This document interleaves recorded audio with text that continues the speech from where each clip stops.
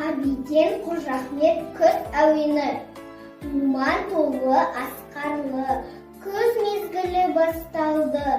Күз әуені кеп жетті, әнге бөлеп тастарды. Нұрға бөлеп өмірді, жырға бөлеп көңілді, жарқыраған сәулесі күз әуені төгілді.